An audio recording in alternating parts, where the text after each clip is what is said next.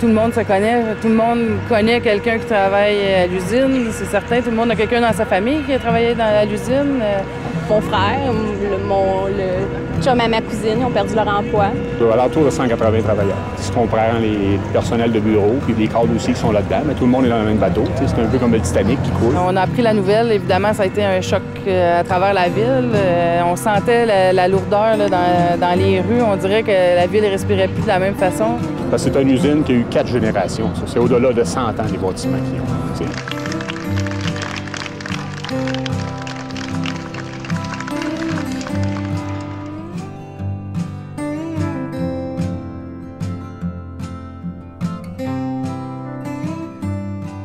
Bien, en fait, c'est que l'usine Cascade a fermé, le côté papier a fermé. Ils n'ont jamais eu à se poser la question qu'est-ce que je vais faire dans la vie parce que c'est naturel. Puis tout d'un coup, il faut qu'ils fassent des démarches de recherche d'emploi, de retour aux études.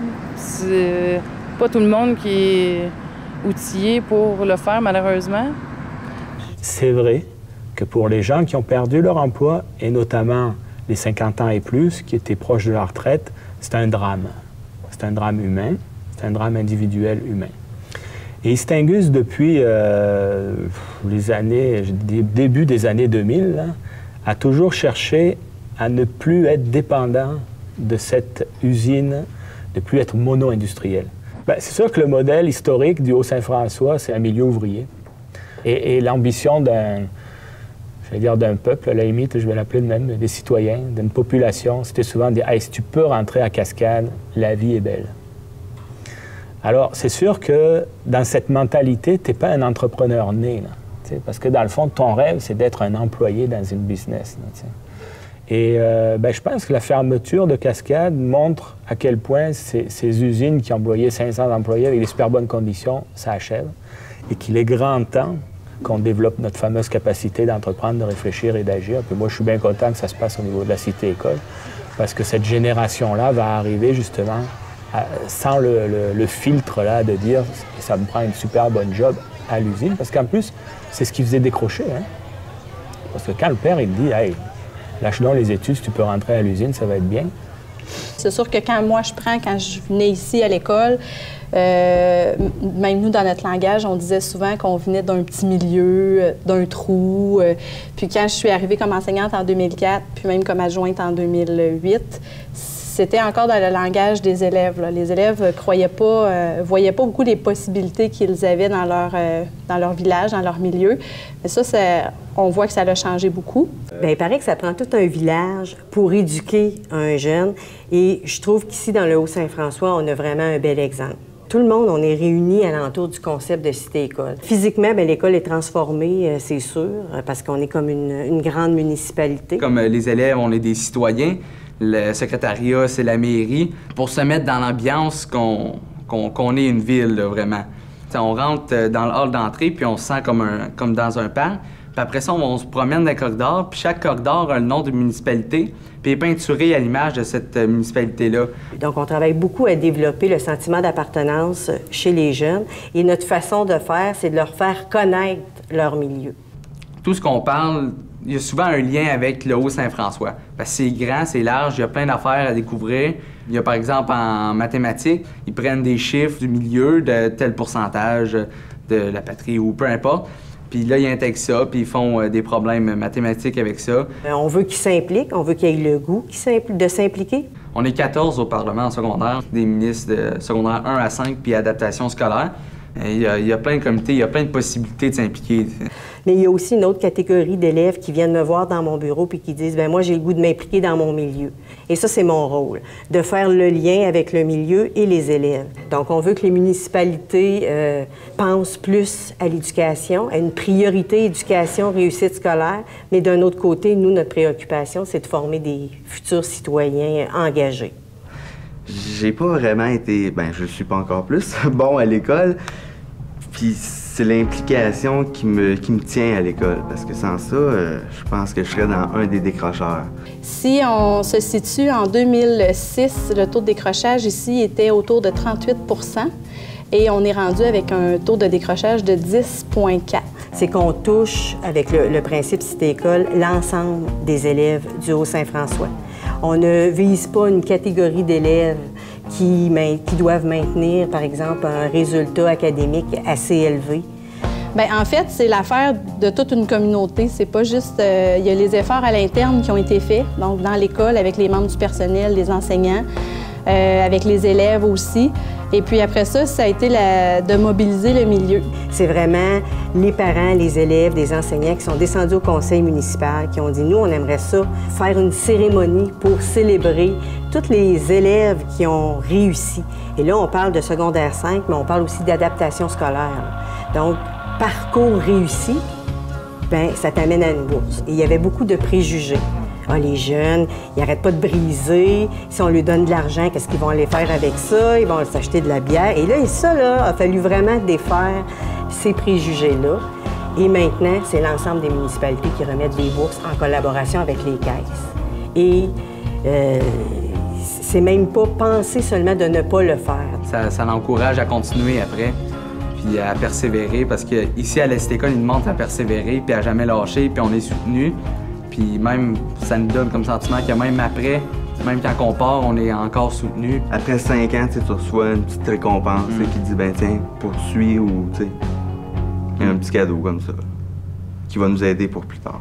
On a aussi beaucoup la préoccupation de faire connaître les bons coups des jeunes. On a un bon lien aussi avec les journaux locaux. Il y a le journal du Haut-Saint-François qui est pour toute la région, puis chaque municipalité a son propre journal. Donc l'image des jeunes, on voit que tranquillement, pas vite, là, ça change. Il y a beaucoup moins de graffitis, de violence à l'école aussi, avec tous les efforts qui sont faits à cet égard-là. L'intimidation est très bien contrôlée. Aussitôt qu'on est victime ou qu'on est témoin d'intimidation, qu'on le dénonce, puis ça se règle tout de suite, là. Et ça, l'approche milieu et tout le projet Cité-École est responsable là, de ce changement-là. 2 jeunes de la Cité-École, 18 ans, sont devenus des conseillers municipaux. Donc, ça va vite, là. Quand tu sors du secondaire, 2 ans après, tu es rendu élu municipal, c'est que tu as le goût de t'impliquer, là. Moi, j'ai fait une animation avec des jeunes de Saint-Isidore, là, où ils ont carrément défini un plan pour les jeunes, mais moi, je pensais que ça allait délirer, puis qu'ils allaient se concentrer sur eux. Puis ils ont vraiment eu une vue sur les aînés et tout de leur village, une vision globale. Moi, j'étais surpris, 16 ans, hein, vision globale de développement de leur village.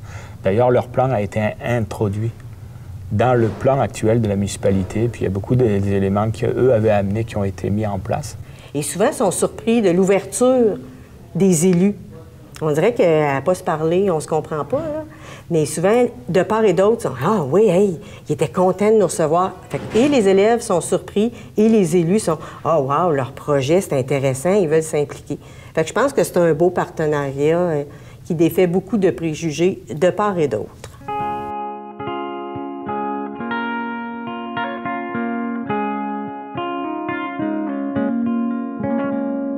C'est qu'on a beau être en région, mais les écoles desservent aussi la population du Haut-Saint-François ici en termes des enfants ayant certains troubles d'apprentissage, donc ayant des classes adaptées ici là, à l'école du Parchemin, là, c'est génial, ça aide vraiment pour les enfants. Il y a beaucoup de choses. Il y a des lacs, les rivières, la proximité de Sherbrooke, puis montagne, c'est très beau. Puis j'aime ma vie, je suis natif ici et j'aime ma vie ici.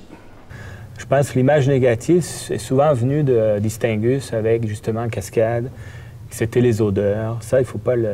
Bon, on est aussi, dans les MRC, on était la plus dévitalisée.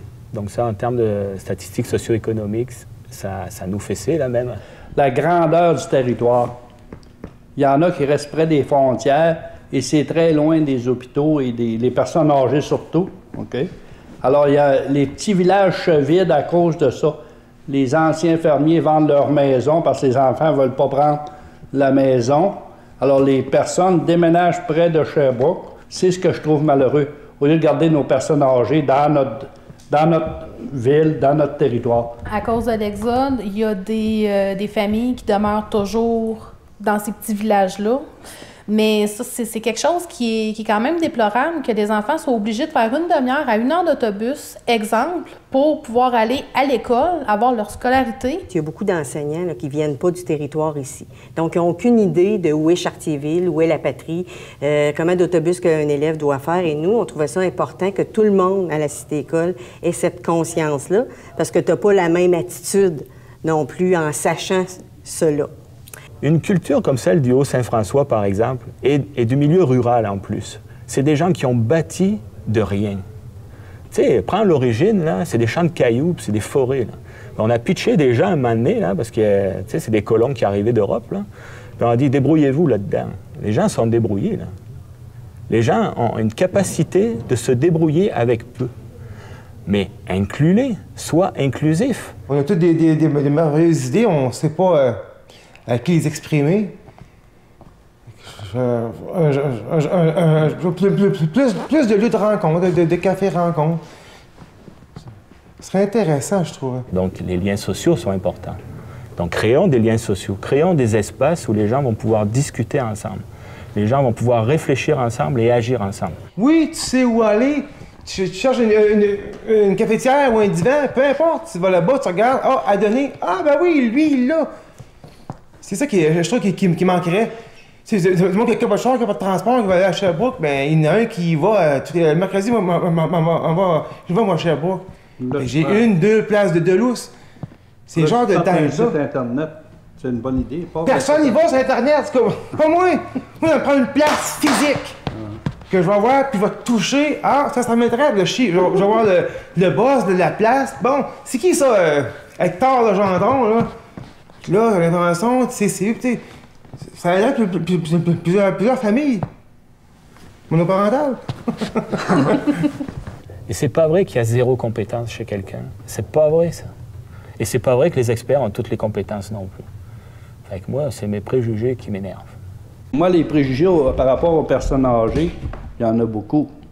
Mais il faut commencer par l'âgisme avant. Ça commence quelques années avant de prendre ta pension. Tes employeurs disent, bien, tu commences à être vieux. Là, les jeunes veulent prendre ta place. Avant 65 ans, tu commences à le vivre. Puis même notre santé commence à le vivre aussi parce qu'on a moins d'énergie. Mais notre tête est toujours là pareil. On peut rendre service. On a l'expérience. Chaque citoyen a un vécu. Chaque citoyen a une expertise. Peu importe ce qu'elle est, mais il y a quelque chose à apporter. Moi, je suis une maman monoparentale. J'ai des enfants, j'ai 3 enfants. Les 3 ont un TDAH. Puis mes 2 garçons sont dyspraxiques, dysphésiques sévères. Juste le fait qu'un enfant ait une 10 qui rentre dans les handicaps, mais c'est un handicap qui est invisible. Tant que mes enfants vont avoir un besoin, ça va être une nécessité pour eux autres que je sois sur l'aide sociale, je vais l'être. Mais là, pendant que je suis sur l'aide sociale... Exactement. Mais là, pendant que je suis sur l'aide sociale, là, moi, ça fait déjà 10 ans, par choix. Mais là, j'ai pas d'argent, là. La plupart qui sont proches aidants, ils n'en payent pas d'impôts. Ce sont les plus démunis qui vont aller aider les autres. Moi, j'aimerais qu'un fonctionnaire ou un décideur, un député, quoi que ce soit obligé de faire un mois comme... avec le même revenu qu'un assisté social, puis qu'un qui est monoparental, puis savoir c'est quoi les problèmes. Après ça, il pourrait faire des lois qui s'adapteraient réellement à la réalité. Moi, je suis un comptable agréé et je demeure dans un HLM. OK? Parce que j'ai eu des choses dans ma vie que j'ai vécues, que j'ai été obligé de me rendre là. C'est grâce à ça que je fais du bénévolat aujourd'hui. Parce que je me suis rendu tellement bas, après ça, je recommence à zéro. Solidaire, c'est on donne chacun en fonction de nos moyens. Ça, c'est de la solidarité. Solidarité, pour moi, parler au nous, faire ensemble. Et ça amène, pour moi, de l'autonomie. Parce qu'à partir du moment où on fait ensemble, on se sent plus fort. Donc, c'est plus facile de faire ensemble. Donc, d'être plus autonome sur les décisions, etc. Et si on est plus autonome, on est plus créatif. Tu sais, souvent, les organismes sont présents, mais peu présents aussi parce qu'il manque de ressources.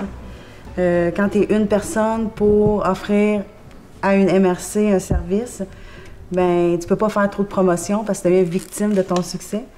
Fait que je pense qu'il y a un manque là. Je pense qu'il y a, comme monsieur disait, il y a un manque de connexion entre la réalité puis les gouvernements qui peut-être n'ont jamais frôlé cette réalité-là. C'est la nuit qu'on a besoin du répit, puis on n'en a pas. Ils viennent le jour parler 1 heure ou 2, des vœux pieux, mais ça ne change rien pour quand tu supportes quelqu'un qui est malade d'Alzheimer ou d'autres maladies similaires.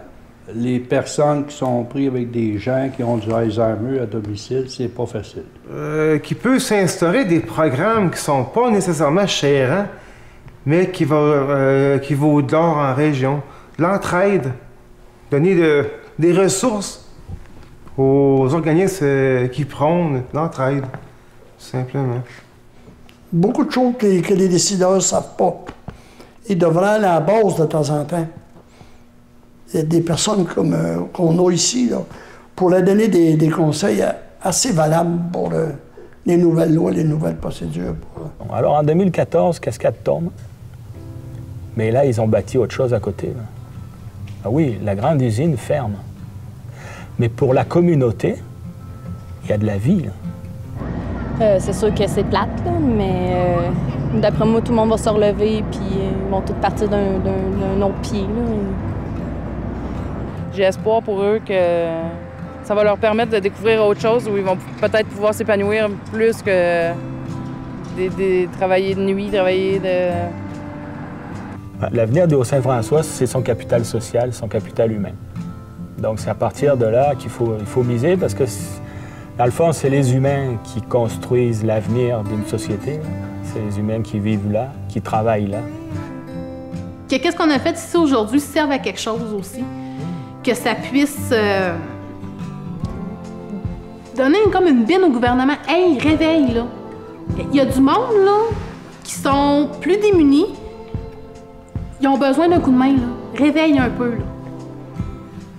Ça serait un de mes rêves aussi. Dans l'action de développement, ne pas avoir peur de se tromper. Ça, là, c'est... moi, j'aimerais ça que tous les acteurs du Haut-Saint-François, ils aient plus peur. Puis que les gens se fassent confiance. Qu'on casse la méfiance les uns envers les autres. Là. Ça, pour moi, là, si j'avais un coup de baguette magique, je pense que ça réglerait beaucoup de choses. On rentrerait beaucoup plus dans une solidarité. Et la solidarité, l'autonomie, la créativité. Puis là, on est capable de bâtir quelque chose d'intéressant. Donc, la baguette magique, ça serait ce bout-là.